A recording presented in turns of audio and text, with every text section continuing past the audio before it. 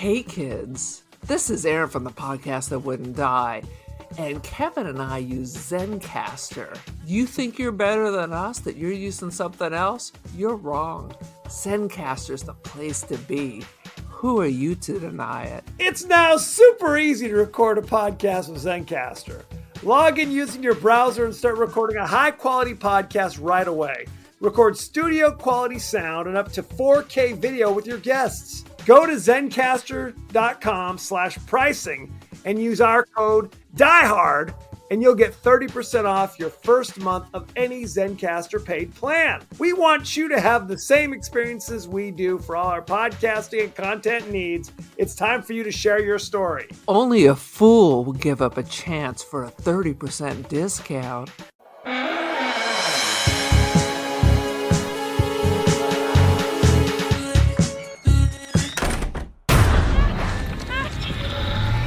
Explorer's been hit. Explorer, do you read? Explorer, over. Explorer. Astronaut is off structure. Dr. Stone is off structure. Dr. Stone detached. You must detach. If you don't detach, that arm's going to carry you too far. Listen to my voice. You need to focus. I'm losing visual of you. In a few seconds, I won't be able to track you. You need to detach. I can't see you anymore. Do it now. Welcome to the latest episode of the podcast that wouldn't die. I'm your host, Kevin. With me, as always, is Aaron. Hello, hello. This week, we're discussing the science fiction classic, and it was actually nominated for Academy Awards and things.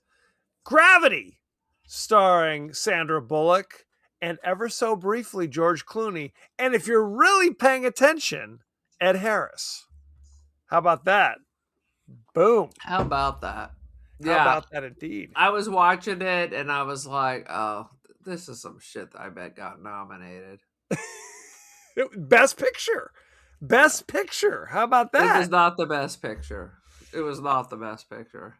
Each week. I don't even know what it was up against. And I'm going to say it's not the best picture. I don't remember either.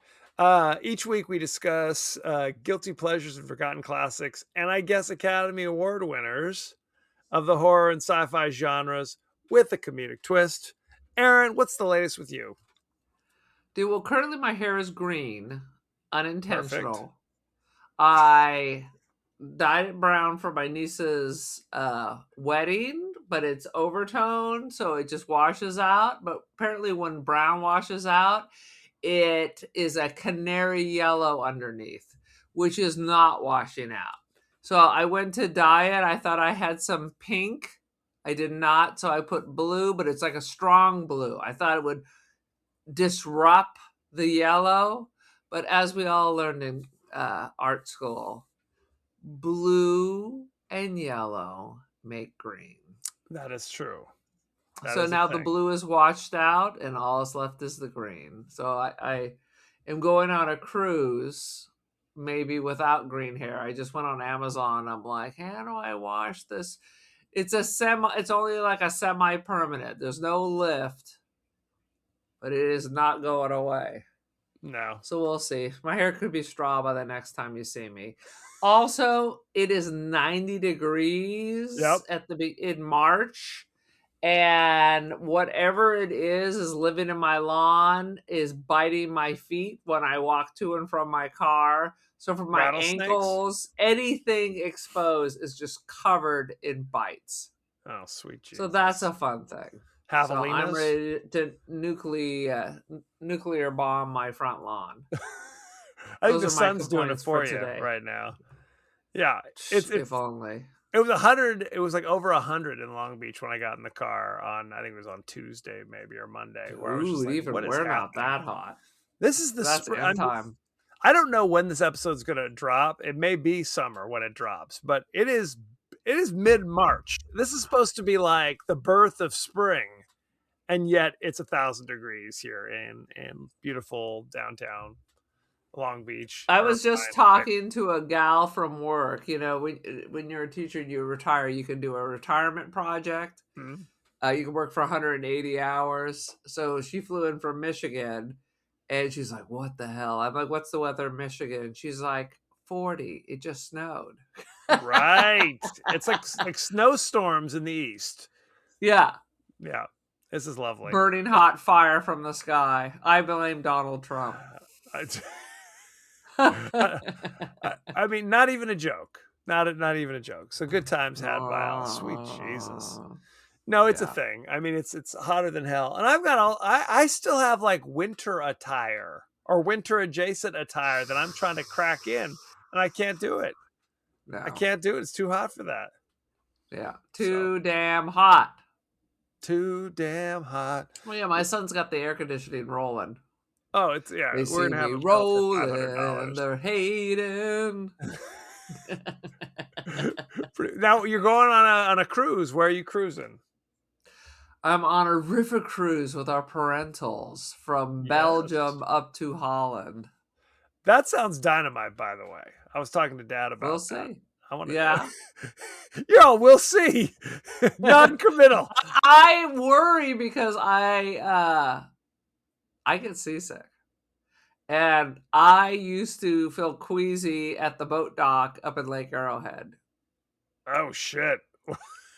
Yeah, this Those you boats shouldn't go get by Yes. and the dock kind of rocks a little bit. I was like, oh. I thought you were gonna say I'm worried about taking care of our elderly parents around Europe. No, I think they have like a butler in their stateroom. They can throw mom over one shoulder and dad over the other one. I'm worried a about just, manservant. like, That- yeah, exactly. Mr. French will be taking care of Mr. them. That's a deep pull.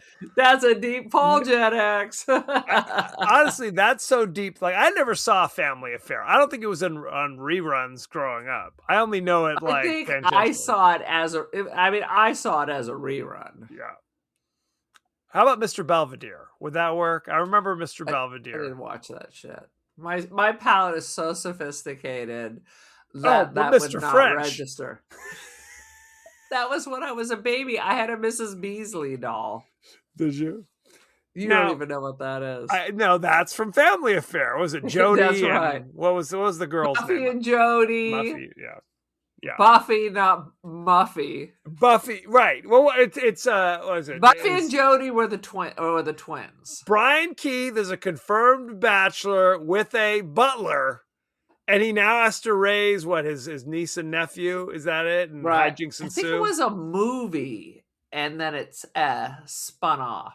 And then it became a thing. It was basically like Different Strokes before Different Strokes, essentially. Right? If that may be too deep with a pull. Irish people. Right. Yeah. We're talking about that's a show that's 40 years old. So Yeah. How about the phrase reruns? Yes. That's a deep pull. God damn it. It's a sad situation. I was Anyway. in San Francisco, and one of my colleagues was up there for a speech conference or whatever.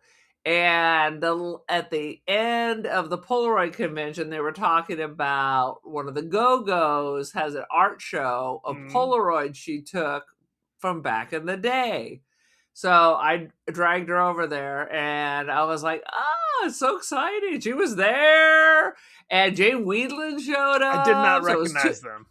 You sent the No. pictures. I said, bullshit. Those are just some weird old ladies. Dude, they're small as pixies. They're Oh, small. absolutely. I could have put them both in my purse. They're petite. She had no idea who they were. In the Uber onto our next stop, I had to put the music on. I was like, "What? What do you mean you do not know who the Go-Go's Like, are?" even when you said the Go-Go's, that didn't ring any bells? Like when she was 1 foot away from one of the Go-Go's and we're surrounded by paraphernalia and their music. How about that? Still How not about ringing any that? bells. Still not ringing a bell. I think she recognized some of the musicians from the Polaroids, but she didn't know who the those people were. I always had a little soft spot in my heart for Jane Wheatland. She was a cutie back in the day. She was, and she had that cute little voice too. I 100%. saw them at Cruel World last year. I thought they were dynamite. Yeah. Well, she wrote a lot of their music too, Jane Wheatland. Well, a little historical fact. Well, maybe it's true. That they basically wanted her to kind of spread her writing money out to the Yes. rest of the band at the next contract, and she said "F off" and left. That's when she left the band. Well, and I've talked about this before. I am very sympathetic to the band being like, "Hey, we should all split everything equally." I'm sympathetic to that in theory. But if Right. you're in your room at 2 a.m. with your notebook composing this shit while, the bass, well, whoever, one of the other people is next door doing lines of coke Right. and passing out in their vomit, you know, maybe you don't get as much is the question. Well, and there's a difference between you willing to do it Yes. And you and being demanding. told that you were going to have to if you were Right. going to continue on as Correct. a go-go. Now, I said this, I expressed this to Brianna, our sister, because number one, the idea of writing music is so alien to me. I don't know how anybody's able I to don't know write how music. people. I don't know how. I mean, I can see lyrics. If you gave me some music, maybe I could write some lyrics. Not very good, but I don't understand how you. And then this sound comes, and this one, and then we're gonna put a Right. xylophone here, orchestration, and all that. I don't what the. Right. Your brain works different. Totally. And we're creative people, but this is And a whole we're nother creative. level. Yeah. This is a whole nother level. So They're I'm floated in space. Yeah. 100%. So what Brianna said though is, yes, when somebody writes the music, but when you go into the studio, it is much more of a collaborative thing at that point. Suddenly each Correct. person kind of adds their flavor to whatever it is you created. So who's to say? I don't know if there's a right I have read that, I'm a Depeche Mode fan. Yes. And my understanding is Martin will give you like a skeleton, and then everybody's allowed to contribute. Now, on the record, his name's on there. What he does financially, I don't know. Yeah. But I have heard him say, hey, go for it. Well, yeah, that's the thing, though. If they wanted to, and they talked about this on Queen, that initially it was all Freddie Mercury, and later they said it needs to be written by Queen going forward, and he was fine with it. He was fine with it. I mean, eventually, if you're investing well, how much you don't need to have Jeff Bezos, the precious money, I agree. Anyway, this is neither here nor there. Let's get this train back on the tracks. And why was Jeff Bezos at the Academy Awards? Because that's all over my stupid TikTok. Because Amazon makes movies. Owns everything. Oh yeah, that's and they own everything. I'm sad to say. Anyway, yes. Give us your 30-second synopsis of Gravity. By the by. I don't know why I found this movie so offensive, but basically, I don't know why. Like a seasoned, grizzled astronaut and a ding dong flying through space. Bang, boom! The wrong person dies, and Diggy McDing Dong makes it to somewhere in Australia or Africa or something. The end. So. You had never seen this before, is that correct? There was not a chance in hell that this looked like anything remotely interesting to me.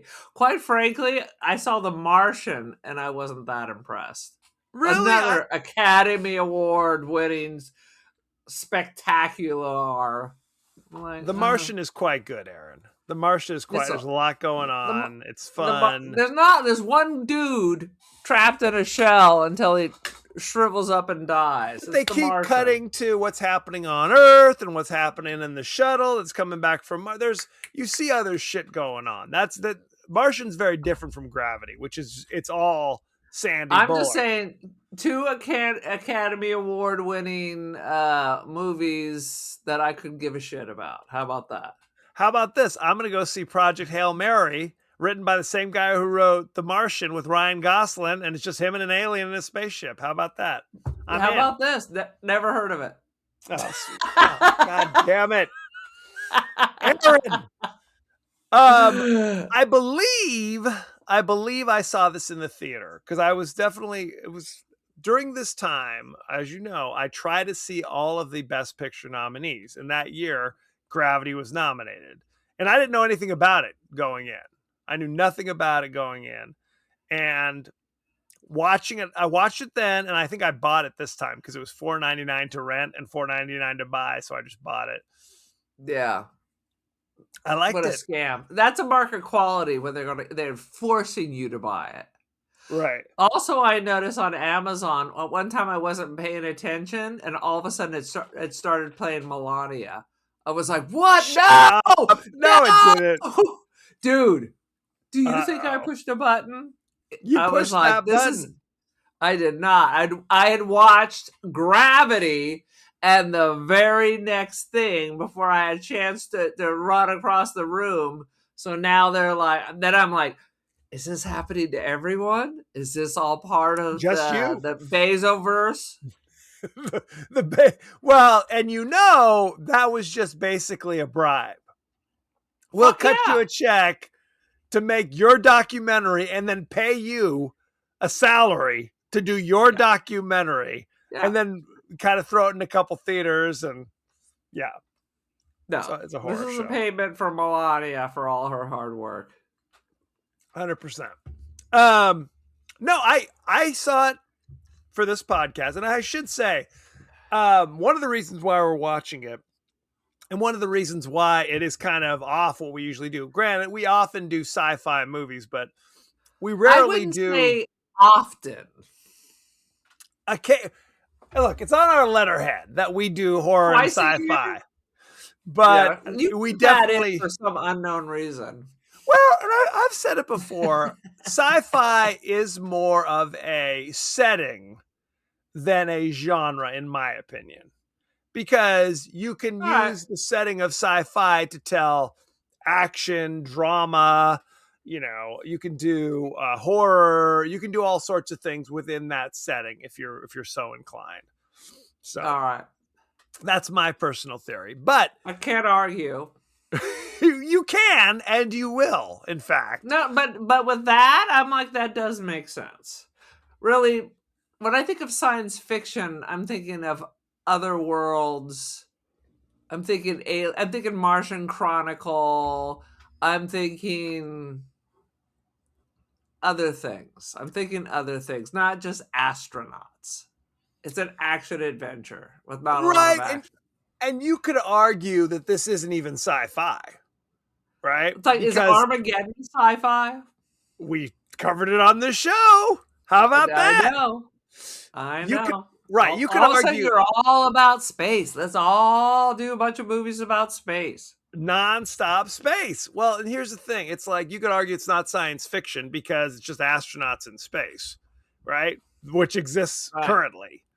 Right. And interestingly enough, when I was doing my research, and we'll talk about this, actual astrophysicists do not like Gravity. They like it better than Armageddon, but they have some issues, and we'll talk about that later. But what I was going to say, I got issues, and guess what? Not an astrophysicist. Yeah, fair. We are covering this because we were invited on the Movie Postmortem podcast to discuss Gravity. And as our dear listeners know, if we go on another show to talk about a movie we haven't done, we're definitely going to pick the carcass clean on our show as well. 100%. Now, are we going to talk about the part where on the next podcast I'm not allowed to swear? Let's discuss that also. This is an issue. Here's the thing, ladies and gentlemen. As you know, I sometimes bleep us when we get a little too real. I kind of bleep us. Now, it used to be I bleep anytime Aaron said anything remotely offensive, which was often. Go back. The spice. That's the dude. Spice. You can't have the chicken without the spice. Come on. You can't have, you know that old saying. You can't have the chicken without the spice. It's been said before, and we'll keep saying it. No, but so occasionally we go on podcasts where they're like, "Hey, we're kind of G-rated. We don't really swear." Which what is G-rated? Even Disney films are not G-rated. All Disney now are like PG because Bambi's mother dies. That's NC-17. Yeah, but you're still not getting F-bombs on a Disney, as far as I know. Are they throwing, is Mulan saying some F-bombs and I'm For missing it? 7.5 hours a day, I cannot say an F-bomb. So, you know what backs up? It has to have a release. And it's Aaron, Aren't and we all adults? Are we all adults, or are we not? Are we going on ultra religious podcasts to yes, discuss horror movies? yes. We're specifically Happening? going on the Evangelical Horror Network. So It's it's all gonna it's all Seventh-day Adventists, and it's all horror. 100%. And it's all Eli Roth. It's the Seventh-day Adventist Eli Roth podcast. 100%. It's the torture porn with Jesus. Yeah, it's the Franciscans talking Franciscans. Fulci. That's what it is. I remember. I would listen to that. Where is that? Franciscans talking Fulci. We went on our buddy Antonio's podcast, Cultworthy, and one time he only bleeped half of our F-bombs. And I said, what was up? He's like, well, I want to take it from an X to an R, is what he told me at the time. You can't do it. Take it to an NC-17. I mean, really, it's just okay. It's just the word. It's not like I'm like saying racist thing or weirdly overtly sexual comments. You know what I mean? I'm not trying to inspire race riots or a Holocaust. It's the F-bomb. Which is not a nuclear bomb anymore. Well, some people want to listen to their podcast with their kids and not have their kids go, what does that mean, mommy and daddy? I'm sorry, they're watching their horror movie podcast with their children. Gravity, not a horror movie, by the way. I need to stress that. Now you're gonna set me on a tirade. There are all these warehouse bars in my town that are set up because millennials downward don't trust babysitters. So when they want to go get their drunk on, they want a place they can bring their small children. Well, guess what? Who's not going to be curbing their language? Just because there's a giant Jenga doesn't mean I'm going to cuss more and louder. Fair. Because the more I drink, the deafer I get, yes, and it's the a Dory louder thing. the profanity. It's a rule. Louder. It's a rule. So you're going to find an infant and just drop F-bombs right in the poor child's face like a Sam Raimi vomit movie. Bars are not for children. Bars are not for children. I'm not arguing that. That's fair. That's fair. Anyway. Why don't we jump right in? We're 20 minutes into the podcast. Why don't we? Well, that'll help balance the 10 minutes we're going to spend talking about this movie. Fair enough. Why don't you give, I was going to say, why don't you give us your 30-second synopsis? Why don't you go to the highlights? What are some highlights, Aaron, from Gravity? You know, I really enjoy George Clooney. I like his voice. I like his character. And I was thinking, because in a lot of these movies, the women are portrayed as ding-dong. So I was trying to think, would I like this movie better if the roles were reversed? And I don't think I would.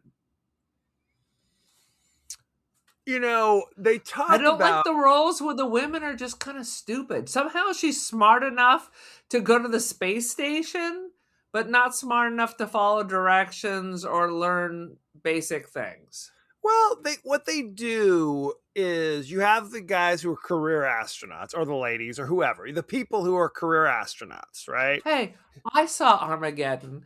Right. I know how NASA works. That's 100%. From your mouth to God's ears, 100%. They basically said you can do your little programming thing, or you can operate a drill in space. Those are your options. And those are 3 weeks of training. 3 weeks, that's all you need. But they also have what they call specialists, who are special scientists who have a very specific field that they are associated with. And then they give them, you know, I think it's more than 3 weeks training, but they train them to be an astronaut to do their experiments in space, essentially. And I think that's basically what it is. George Clooney is like Lieutenant Kowalski or whatever his name is, career astronaut, and she's a scientist. She's gotten her training. Now people like complain about this, like actual like scientist or NASA types are like, even if she was just a specialist who was not a career, she would still have the training and therefore wouldn't be as likely to like flip out. Like she's constantly like they picked her up in a van on the way to the shuttle and said, "Oh, get on board. We're doing this." Right? Because she is kind of panicky. Right? She's not listening, but she's panicky, but not when she should be panicky. I mean, you know what I mean? When they're like, the shit's on, get inside. Just a minute. I mean, really, George Clooney's dead because of her. They're all dead because of her. It's all, she's to blame. One thing I'm just telling you, why is she more valuable? Why does he sacrifice himself for her? What is the point of that? Okay, this is a question. So, we have to have some lead up here. So they're in space doing some astronaut skywalking shit, and they talk about, one thing I like about this movie is they get cut right to it. There's no there's no 20 minutes of exposition learning about these fucking people. They're in space. 5 minutes later, bang, shit's going on. It's literally the beginning of Armageddon. Yes, it is. It is the beginning of Armageddon. They're in space. Meteor flies through. The shit goes on. So they talked about how the Russians launched a missile into space to blow up one of their own satellites for whatever reason. And that caused a cascade effect, which is real because this is a vacuum of space. Shit just is flying, okay, because of that. Debris, and if you look at pictures of Earth from space, there's literally a mountain of shit just the Earth.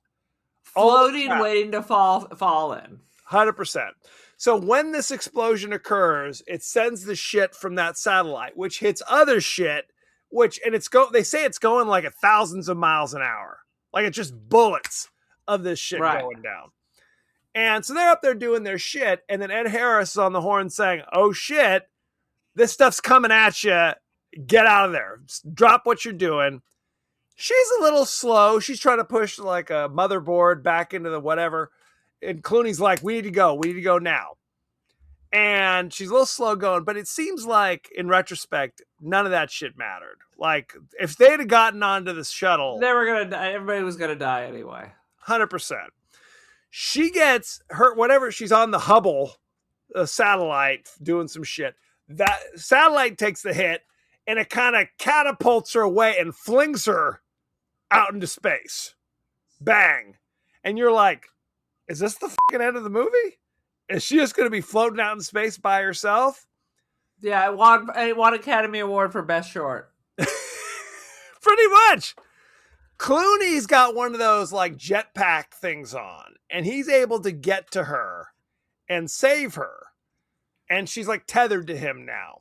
But it is a lot of her kind of, look, I think what it is, as I'm talking about it, I think what it is she is on some level supposed to be the audience surrogate, not a trained astronaut. She's supposed to be us. How would we feel if we were in this situation? And if you look at it through that lens, that's kind of realistic in my mind. What do you think of that perspective? I'm not saying she has to be Ripley, but why does she have to be such a nincompoop? Okay, that's fair. And this is coming from, I like Sandra Bullock. I do too. I don't like her portrayal. I feel like in all these movies, the women are like a bunch of dum-dums. I mean, and that's the thing. She is the protagonist of this movie. Right. We are following her going through this shit. Right? When it starts, there's like 5 other characters. You know, here's this dude over here. There's George Clooney telling Nobody gives a shit about any of those people. They're on the screen for a blink of an eye. For a blink of an eye.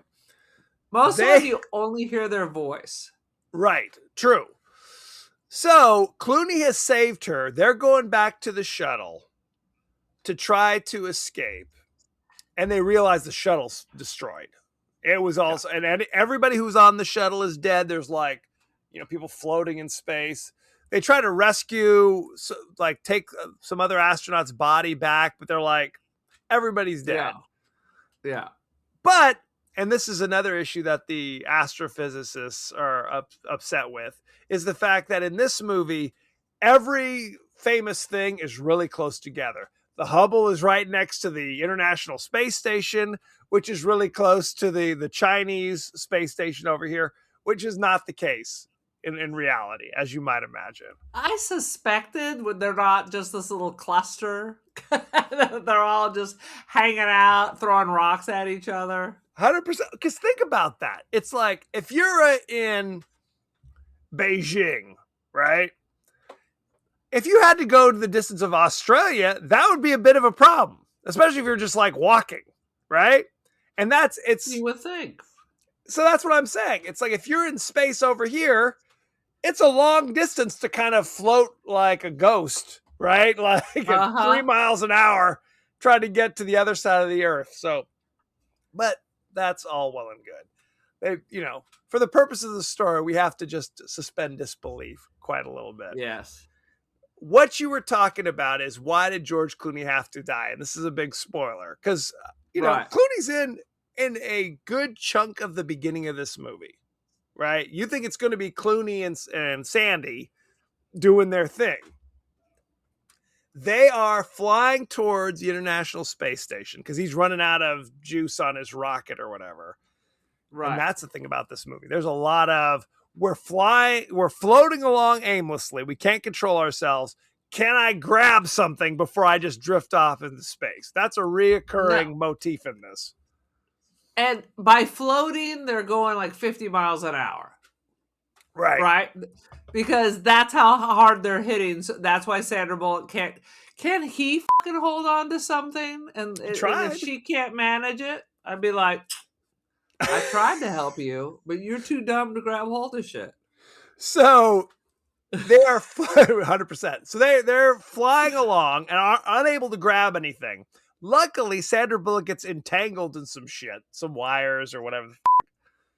And she's kind of okay. And she's tethered to George Clooney. George Clooney's whipping by. She's got him. They're kind of attached and they seem like they're okay. Right. But Clooney can see that, I guess, centrifugal force. He's pulling her and she's starting to become unentangled. And eventually is going to be detached, and they're both going to drift off into space and die. So he should grab that umbilical cord and come towards her or something. Well, and this is physics. At that point, he's not going to like the force of him getting whipped around. He's already been stopped by. All right. Go ahead. Why can't she just fucking turn around and grab those cords? Because she's a dum-dum. Here's the thing. The moment he's been whipped around and she's entangled and the tether kind of snaps and he's stopped, he's not drifting anymore. The drift is done. Right. You understand what I'm saying? He's not drifting anymore.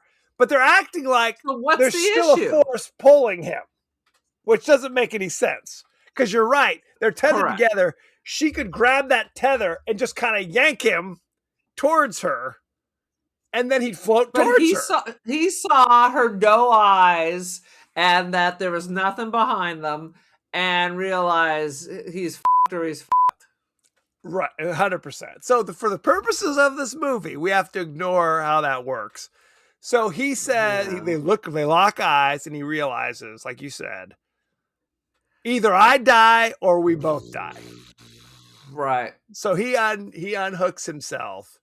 Look, I've said this before. Clooney, 90s era Clooney is like 90s era Pitt in my mind, where they're both kind of like. You mean when it was on Roseanne?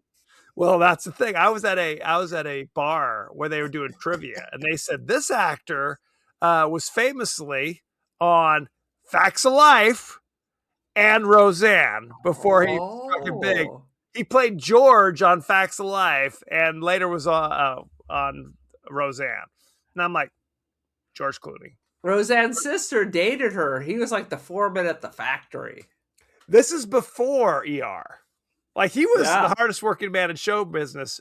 He was ironically on a show called ER in the 80s. That was like a sitcom starring Elliot Gould. Oh, I'm not unfamiliar. Not a And successful then he sitcom. went on to the other ER. Correct. That was Years highly later. successful. 100%. So my feeling of 90s era Clooney, 90s era Pitt were not great actors. They became better as time went on. Now I like George Clooney a lot. Now I think he's quite good. So I'd have him over for dinner. 100%.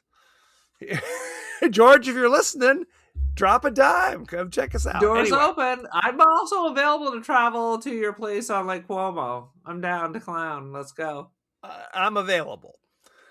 So he sacrificed himself to save her. And now the rest of the movie is essentially her trying to figure out the situation because she can't leave from the International Space Station because the escape pods, which I'm not even sure actually exist, aren't at the, like there's one that was kind of damaged and the other ones are not existing anymore.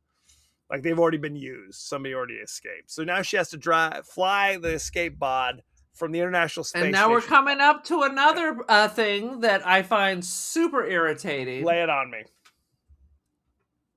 You see that the parachute is out. So why wouldn't it occur to you to detach that? Because clearly it's wrapped around everything. She does go out to detach it. She goes out with a thing to detach it, but then they get struck from the... How long of that shit bouncing around? We had to watch 20 minutes of her trying to shoot off on the rocket only to bing back. And then she does it 2 more times. She's trying to control the force little of book this. she's going to get out. No, Yes. Why would you shoot off before getting rid of the parachute? Fair enough. That's a... And the first time it whipped you back, crushing Yes. you into the space station, wouldn't you stop then and say, oh, I'm going to have to go get a butter knife? I mean, there's got to be a button to get rid of that thing, you know? Where That's a question. I found it so irritating. I hope she got soft tissue damage from that. I wanted to Got see the her with like a whiplash. vomit bag, just like 100% like Star Tours or something like that. So very irritating. This movie, there's a lot of like anything that could possibly go wrong is going wrong for poor Sandy. Right? It's one thing they go to the She space brings station. a lot of this onto herself. She brings this on. I believe she's the psychic vampire. She's the bad Penny. She's the bad Penny. They did kind of, because this movie is notoriously light, like we said, on plot or really characterization. They try to give a little backstory on Sandy where they basically said, like, there's nobody at home waiting for me. Right? Nobody cares if I live or die. I had a daughter. I'm sure I don't have friends. I've murdered my own parents. Absolutely. She says that. We shouldn't say that, but she says, you know, when she's like about to, at one point she's like committing suicide by sucking all the oxygen out. And she says, she's like, no one's going to miss me. There's no one waiting for me back home. And Clooney like talks to her about it. Like, she's like, with those baby blues. And she's like, my eyes are brown. Where it's like and she then had it. Ghost Clooney arrives to save the day. And as soon as that happened, I was like, that's not George Clooney. George Clooney's dead. Well, because you want it to be Clooney, though. You want it to be that. You do. 100%. He shows up. And he reaches in and grabs her and pushes her out in space, and then he flies home. You want that to be true, but of course it is not. It is not. But his ghost imparts some knowledge to her and basically kind of snaps her out of her funk. And she now goes, I got this. At that point, she's on it. She's now like, I now have this newfound confidence. I can overcome these difficulties. But How she about had to. someone fucking a better person sacrifice themselves for your life, and you're just gonna throw it away? You should have tethered him in and then cut yourself free and drifted away if really that's your That's what end goal. That would have been a You, different you movie. son of a That's a choice, 100%. Sweet Jesus. boo. And let me tell you the most Please. irritating thing. Because one, hey, I always die in the simulation. I always die. And then she gets on the Chinese ship, and now she can read Chinese and figures out how to steer that. Well, okay. They say. Well, what? She doesn't read. She couldn't read Russian either. But the design. Now that you could say this is far fetched. I mean, is it design, like set up like IKEA? Is that what it is? Because that could be a little confusing. That would be confusing. It's basically, they said that the setup, the design for the Russian and the American ships were basically identical. Now, when she gets in the Chinese one, there's a lot of guesswork. She's like, eeny, meeny, mutton. Okay, that's not the one. She presses a button, an alarm goes, okay, that's not the one. That is not real. There's 900 buttons. That's fair. You just don't paw on them. And she did reach for the guides. You can't just paw and then all of a sudden realize, oh, yeah, and this button behind me. That's fair. Bullshit. That's fair. So, but she lives. She made it. She survives. Although I wanted her to be a cooked little meatball. Well, and that's open, and she's like, she manages to get through the atmosphere, and like lands. The parachute comes out. She splashes down, and it's like, so is this shit just going to sink to the bottom of the ocean? This is a design flaw, essentially. And she's like, I have to open this up, let all ocean water come in, and I'm going to drown in my astronaut suit. That's how the movie's going to end. That's like an Eli Roth movie right there. Right? I mean, she goes from ship to ship. She can't even manage the fucking fire extinguisher. Everything she does just turns to shit. It is. She is 100%. a nincompoop. She doesn't notice that fires are starting. She walks on by. And first of all, if everyone in the ship is dead, probably the first thing I would not do is take off my suit. Maybe that's not the first thing I do. Well, her suit was out of oxygen, so she had to do. And they also wanted to show some schnazzy Bullock form. You know what I'm saying? They want to see her swimming around in her like short shorts, her boy shorts, 100%. Yeah, of looking course, good. Of course, they do talk about I'm how. Still waiting for Sandy to get that really good role. Well, okay, let's talk about this. Blindside, because I like her. Blindside, not your jam. I mean, really, I like the Blindside. Is it a white savior film? You watch it? Yes, it is. Yes. Then she was in that one movie where she's the FBI officer with Melissa McCarthy. What was it called? Heat? Is that what it was called? Some nonsense like that. I think I saw that. That was fun. Yeah. Sandy, I'm going to call her Sandy the entire episode. She is nothing but charm. Whenever we see her like in public, whenever she does her award shows, she's the funniest person. She's like effortlessly, she's really great. She's very likable. I've always liked her. I don't necessarily like her movies, but for some reason I always like her. I just don't like this role. Okay. I don't like the ladies are ding dongs. It's the ladies are ding dongs. You can send them in space and they're gonna fuck everything up anyway. I mean, and that's a fair complaint. And I guess as I'm looking through her IMDb, which I'm not, just off the top of my head, I liked her in Demolition Man. Hey, love Demolition Man. I think she's great in Speed. I think she's better than Keanu in Speed, if I'm being honest. Come on. That's not much of a flex. That's not saying much. But you're right. I mean, here's the other thing. In the 2000s, she took a lot of time off. Like there were like big breaks where she didn't do anything for a while there. Like we saw her in Bird Box. She adopted some kids. That's when she was Married. Remember, she married Jesse James. Oh, yeah. Remember that Monster Garage? Yeah, that was a big And then they adopted some kids, so she took some time. But I did see Bird Box. I was so down with Bird Box till the end, and then I was like, I saw Lost. Things. I saw Lost City, which was the last kind of big-ish movie she did with Channing Tatum, and that was fun. It wasn't like amazing, but it was fine. I didn't see it. And she had a cameo in Bullet Train. Like, she did a cameo, and so did Channing Tatum. I did like Bullet Train. Bullet Train was good. It was fun. Bullet Train was good. It was good. It was a lot of fun. I thought I would literally hate it, and I did not. I really liked it. It's fun. You have to be okay with the violence, with the cartoonish level of violence. If you're okay with that, it's how fun. Many Tarantino film? I think we're okay. I think cartoon. We're okay. I call it cartoon violence. My mom used to tell us that when she was little, kids were always getting their eyes poked out from watching the Three Stooges. Little kids would hit each other in the head with a hammer because that's what Moe did. Larry was out of control. He needed a whack in the head with a hammer. People getting their hair torn out because they saw that shit on an episode. Yeah. 100%. It was nonstop eyeballs. Poor Larry. Blind children as far as the eye could see. An entire generation of blind children. Thank you. Thank you, Moe.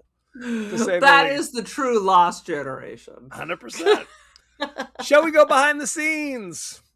Sure. I literally wrote too much yakety yak.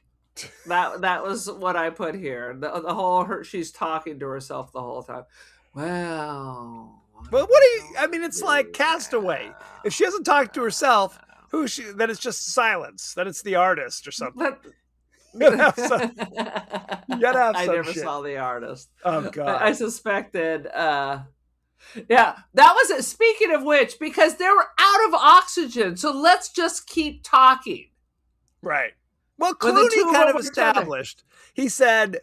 Because he keeps kind of narrating what's happening, and she goes, "Right, they can't hear you," and he says, "We don't know that." But it's just kind of like it's the conceit. He wasn't out of oxygen, so I can see him talking. Why is he encouraging her to talk when she's at 1%? Okay, fair. Hold your goddamn breath. Shut up, woman. So while filming an aquatic scene, Alfonso Cuarón, the director, held his breath along with Sandra Bullock to make sure he wasn't asking too much of her. He soon found he couldn't match her lung capacity. She could hold her breath longer than he could. So that's awesome. Isn't that interesting? The script was finalized, or when the script was finalized, Alfonso Cuarón assumed it would take about a year to complete it. It took 4.5 years to complete this movie. Jesus How about Christ. that? The opening scene, from the establishing view of Earth to Dr. Stone detaching from the structure, is a single continuous shot lasting 12.5 minutes. Boom. I don't care. Not impressed. No. Lord. They always like to throw that around. Like, meh, that's nice. Because of Cuarón's lengthy takes, Sandra Bullock had to memorize long combinations of precise movements to hit her marks at different points in the shot. She often had to coordinate her own moves with those of the wire rig she was wearing that was attached to her in the camera. Yeah, it's like dancing, right? It's choreography. 100%. Well, people doing ballet have to dance for 2 hours. The movie Gravity was more expensive than the real Indian Mars orbiter mission. The budget of Gravity was $100 million, estimated against $74 million for the Mars mission. How about that? Lord. The off-screen voice of Mission Control is Ed Harris, which I recognize, who played actual flight director Gene Kranz in Apollo 13 and John Glenn in The Right Stuff. How about that? And I don't think I saw either one of those movies. And I don't know how I didn't remember this, married to Amy Madigan, who played the crazy witch woman, Aunt Gladys from Weapons. So how about They're that? like little pixie people. Yeah, they're little tiny people together. And they've been married for like 40 years. Bless Look at them. that. God bless them. Let's see. Tim Weber stated that 80% of the movie consisted of CG compared to Avatar, which was only 60%. I hate Avatar, by the way. Well, I think what they said One was is, enough for me. I think what they I know it said sounds was, like I hate go ahead. everything, but there's a lot of movies I actually like. It's just the We're just movies we not going to talk watch. about this. It's just the movies we watch for the podcast. Basically, anything you see where it's them floating in space wearing spacesuits is CG. Like they Right. No, basically. I mean, they're not in space. Is that what you're telling Well, me? no, They're what I'm not saying actually is in space? that's exactly what I'm saying. I'm just saying, like, it's like their faces are superimposed upon the CG image, essentially. What you're telling me? Then why did she have to memorize movement if that's not her body? When she's kind of swimming through like the space station, when it's not her in a suit, when it's her half naked swimming through that's with her. So you're telling me whenever she's in the suit, that's not really happening? I think when she's in the suit floating in space is all CG. I think. I may be wrong. Then That's I my. like this. I even like it less. There we go. It's kind of like when It's I went. animation. Then you're telling me I just watched a cartoon. It's like when I saw Ready Player One, and it is that thing where whenever they're in the computer world, it's just animation. So I'm essentially watching a cartoon. I told you I like that. the book. I only watched half of the movie because it was just not as good. It just wasn't as good. I was like, Just not as good. Ready Ready Player Player One One. was a good book. It was a fun book. Right. Well, I mean, that's the thing. It was like the movie was made for me, and I didn't really like it that much. I thought it was it was just okay. It was kind of mid, as the kids would say these days. I don't know if they're still saying 6, 7. 6, 7, skippity toilet. The film is 90 minutes long. In reality, the International Space Station travels at approximately 17,500 miles per hour and orbits the Earth every 90 minutes. So there you go. It was only 90 minutes? God, it felt so long. Shut up. I did. I thought this was like 2 hours at least. Alfonso Cuarón developed the script at Universal Pictures. Universal hoped to attach Angelina Jolie to the project, but decided the film was too expensive. The film spent 4 years in development hell because the cinematography, visual effects, and realistic story atmosphere of the vacuum were too challenging. It wasn't until Avatar came out that they realized the technology was now available to make this movie in a realistic way. So, since so much of this is CGI, I was going to say the cinematography is amazing, but it's not cinematography, right? It all depends. It's like if you go see an animated film, there's still a director for those things. Yeah, I don't know call it a director. They do though. They call it a director. They call it a cinematographer. But there are scenes in this where it isn't CG. It is really Sandra Bullock, and it really is. They had to set up the lighting. They had to choose the lenses and all sorts of bleeps blahs. Let's talk about the cast and crew, shall we? Let's. Written and directed by Alfonso Cuarón. You know him from such things as Gravity in 2013. Children of Men, which I have not seen. I've heard that's quite good. I have not seen that, and I heard it was quite good. Add it to the list. Were telling me about it years ago. Yeah. Y Tu Mama Tambien in 2001, which I remember hearing about when I was in I remember hearing about it. I know no one who saw it, though. And in 2018, he did Roma, which I did not get. Oh, my God. He did Roma. I loved Roma. Well, there you go. Another Academy Award. I found thought it that was boring. really good.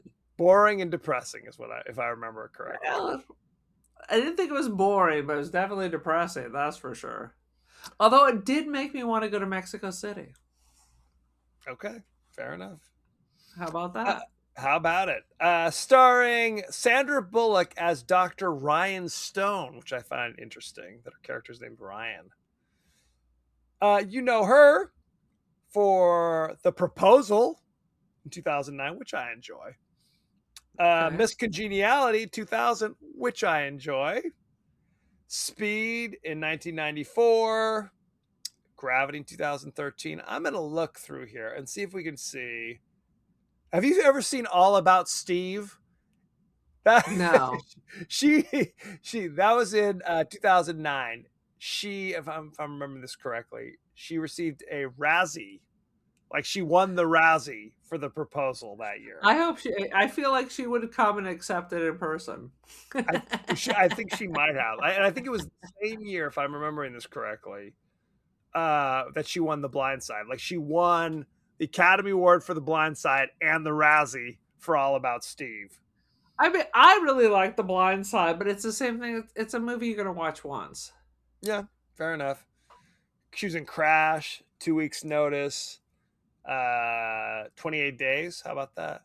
No? Hope Floats. Yeah, I saw that. You're right. There's a Maybe. lot of stinkers in here. While you were sleeping, Yep. how about that? Kind of a stinker. So, anywho, no, she basically Not a started rom out. com. Yeah, there was a lot of rom-coms, and she was basically cast in movies that Julia Roberts didn't want to do. She Right. was like Hollywood's second choice, but that was Yes. The Blind Side. That suddenly she's winning Academy Awards because Julia passed. So, Right. And I've never been a really. I don't like Julia Roberts. So how about that?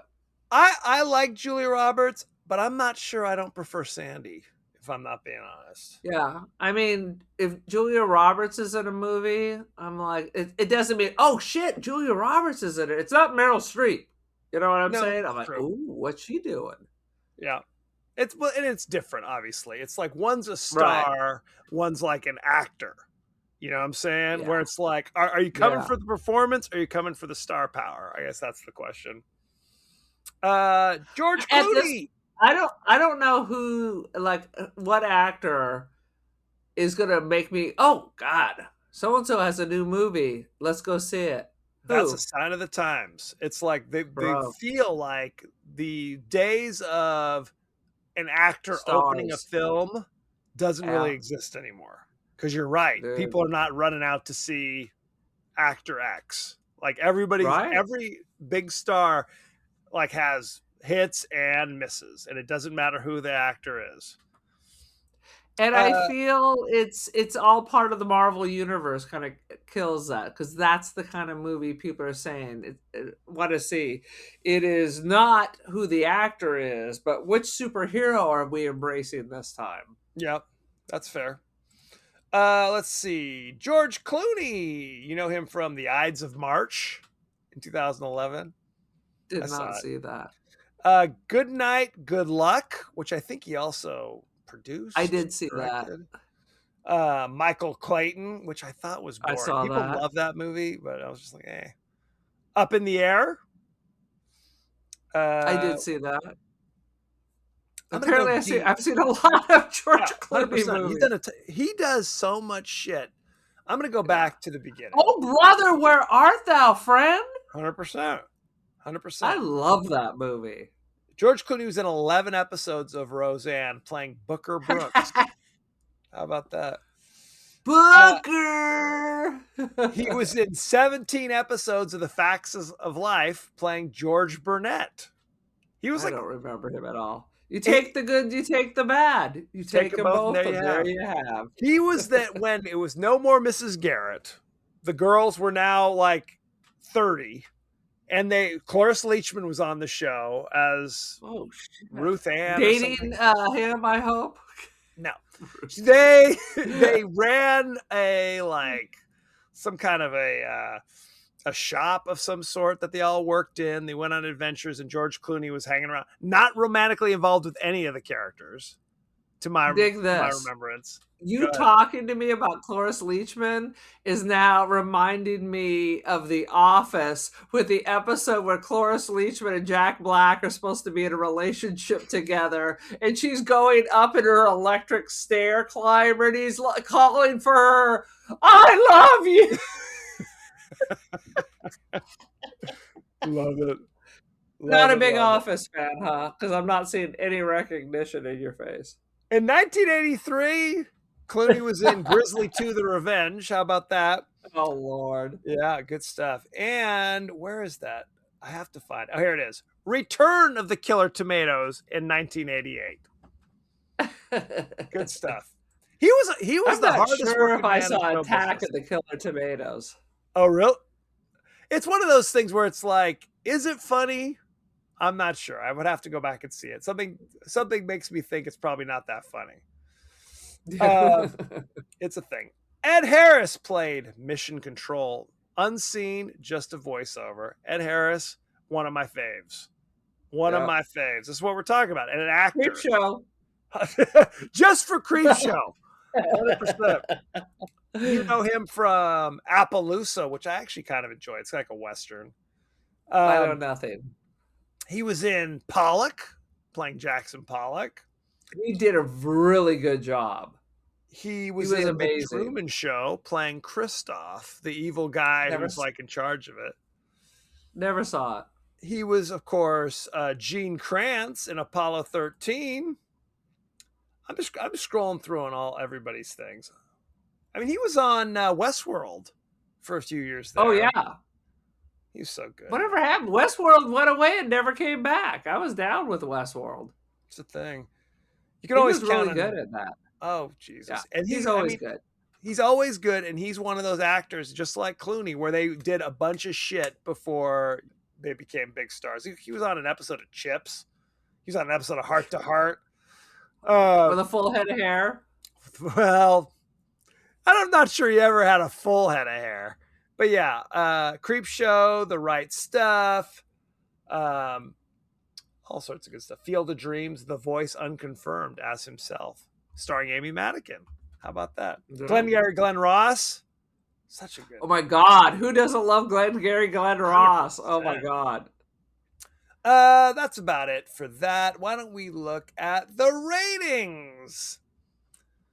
Gravity currently has on Rotten Tomatoes 96% certified fresh. Do you know what the audience gave it? 78? 79. How about that? Boom. Let's look at the top critics here. Peter Bradshaw, 5 out of 5. Director and co-writer Cuarón brilliantly manages to create both awe at its glorious space vistas and knuckle-gobbling tension at what's happening in the foreground. I'm not comfortable with the phrase knuckle-gobbling. I understand. I'm with you. As I was saying it, I'm like, what the? Okay. You're like, what's happening? Leonard Maltin says, Gravity is a knockout, but without Bullock's movie star charisma and every woman relatability, the film wouldn't work nearly as well as it does. All right. Okay. Hard disagree from Aaron. Every woman relatability. So that's how you view every woman. Okay. I don't think he was saying. He was not painting that brush for the fairer sex. He's saying women are dumb. I think he was trying to say every man quality. As all men know, women are dumb. That's what he was trying to say, 100%. Let's talk to our resident in-house movie critic, AI Rex Reed, and see what he has to say. Let's do it. Now, I have to say, I've been feeling I haven't been enjoying the level of snark from our AI Rex Reed lately. So this time I said, and make it extra snarky. So let's see what happens. Gravity is a zero-G endurance test where Sandra Bullock spends 90 minutes hyperventilating in couture spacewear while Alfonso Cuarón's mistakes technical wizardry for storytelling and calls it profound. How about that? Not too bad. Not too Not too bad. bad. Not too bad. Still relatively calm. I know. Well, it's not a true Rex Reed review without personal attacks on the director and the actors. And Make sure you put that into the description. There needs to be at least 2 personal attacks on either the cast or the director. 100%. What is your review, Aaron, for Gravity? Slow. I don't like that the woman is a ding dong. Why can't women be in space? They don't have to be Ripley, where you're just gonna take a bite out of an alien and whatever. Something in between that could be more relatable. Maybe that would be nice. Okay. It was all right. I'm gonna give it a 3 out of 5. It's all right. I won't watch it again, but sadly now I was forced to buy it. I think they downloaded Melania on that. That was like a twofer. 2 for 1. Damn you, Bezos! Still pulling whammies. I liked it more than you did. did. I thought the tension is real. The tension that you feel watching this, because it is. It's like they're in the most dangerous environment. It's like being at the bottom of the ocean, where at any time shit's going wrong. They're constantly, I'm going to fly off into space, and is Clooney going to get me? I don't know if I can grab when she opens the door to get in this thing, those doors always fling open like this, and she's like hanging on, because if otherwise it would fling always around. A surprise. Every time it's a surprise. 100%. It's a surprise to Dude, me. I just had a moment of perfect clarity. Please. You know what Sandra Bullock is? If this was a horror movie, yes, there's 2 girls running to get away from the monster, and there's one that falls down because she's being spazzy, is not paying attention, and so the monster grabs that one. Except in this case, this would be the girl falls down, and the girl in the front turns around and walks back to save her and gets eaten instead. So which one's Sandy in this? Is she both the one who fell? Sandy's the one who is running behind, being slow, and then falls and hobbles herself. So the person in the lead who would have survived has to go back and help her, and ends up getting killed. I see. The one you liked better. Is Friday the 13th. Fair. I don't think I'm going to give it a 4. I'm going to give it a 3.75. I think it's still too much. It's better than, because that's what I say. If it's a 4, it means it's in the rotation. That's what I always say. Right. 5, I mean, based upon 350 reviews, 5 almost seems unattainable. So really, we're talking about, is it good enough for me to watch on the regular? And I don't know if I like it quite that much. I will say 3.75. 5 is Rosemary's Baby. 5 is The Shining. Right. I think we've had like 2 in 350 episodes. And we don't get to 4 that often, if I'm being honest. But yeah. I enjoyed it. We probably should have gotten to 5 more, but I kept forgetting it was a 5-point scale. That's true as well. I'm sorry. I'm going to call that a Sandy moment. If somebody asked me, should I see Gravity? I would say yes.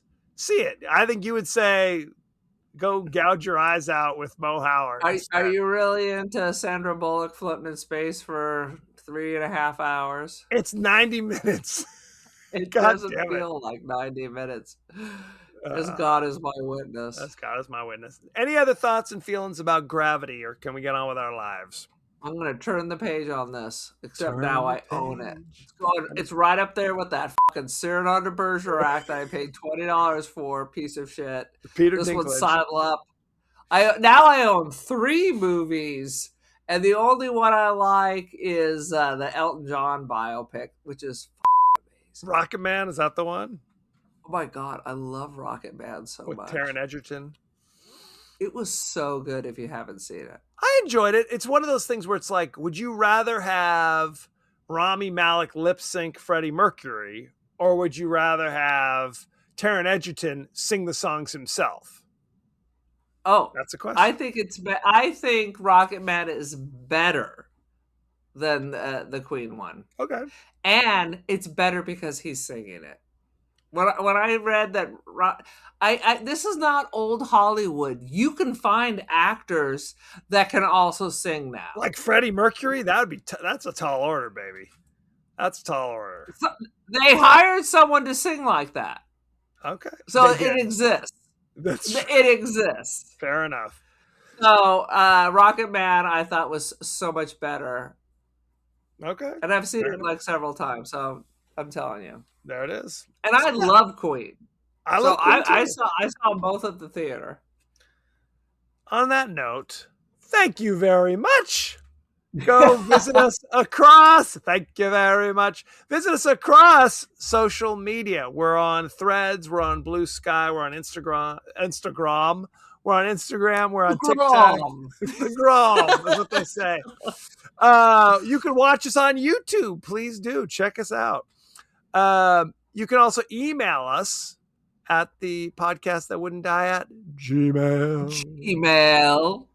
We're on Apple Podcasts, Spotify, anywhere the finer podcasts are available. So don't forget to like, share, rate, and review. Won't you please?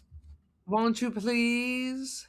Aaron, what is your social media situation? I have some media.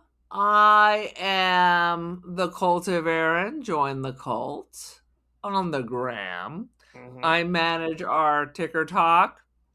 And I have artwork on First Dibs and Artsy, Instant Dream Gallery, Aaron Doherty. Check it out. Check it out. All those good stuff. Now, as you know, we like to check in with our friends and family across the social media landscape. Aaron, what are the streets saying? Dude, who knew Jacob's Ladder was just going to be tearing the shit up? That is like, people were like coming out of the woodwork to talk about that. Chief Ghoul, it holds up so well. Richard Roberts. I tried watching this years ago, but my sister was at our house with all her kids and she had a meltdown. Oh, Daddy No Keys. This one still messes with my head. Jordan Watson must have been before he went to Shawshank. Nah. But for real, this is a damn good movie. Okay. Jake Watkins. Parents took me to see this when I was 10 because my name was in the title. Thanks, Mom and Dad. That's a good. Speaking of names in the title, there's a movie that I'm never going to watch called We Have to Talk About Kevin. About a kid who becomes like a school shooter or some shit. I'm not watching. You do have to talk about Kevin. Anything else? That's enough for now. Except if anyone knows how to get cat vomit out of a keyboard, go ahead and DM us that. Otherwise, I'm going to have to dig out my old wireless Apple One that's like 4 inches long. Please do. Next week, we're continuing in the sci-fi vein. We're actually going to sci-fi horror, though. We're doing a movie I have not seen before, but I have had my eye on for a while. It's called Life from 2017. It stars Ryan Reynolds, Jake Gyllenhaal, and Rebecca Ferguson. They're astronauts. I'm predisposed to hate this. I'm sorry. Are we doing 3 frickin' space movies in a row now? Well, somebody said we don't do science fiction, and I say we do. You. Well, maybe I said it. Unclear. Where can you watch Life? Make sure it's the one from 2017, because I think there's like a comedy with Eddie Murphy called Life, which is they go to prison. And there's Life cereal. We could just eat that. And I do like Life cereal. I like Life cereal original. I don't need the cinnamon. No. Just OG Life cereal. Mikey likes it, and so does K-Dog over here. How can you watch Life? Well, if you have a YouTube TV subscription, you can watch it there. How about that? I do not. Nor do I. In that case, you can rent it for $3.99 on Prime Video, Apple TV, YouTube, Fandango, Plex. Or you can buy it on Apple TV for $4.99. How about that? In 4K. I'm going to save $1. Save $1. I will as well. So check it out. Send any favorite scenes, favorite quotes, comments, and questions, and we may talk about it on the show. So thank you very much, and be well. Be well, children.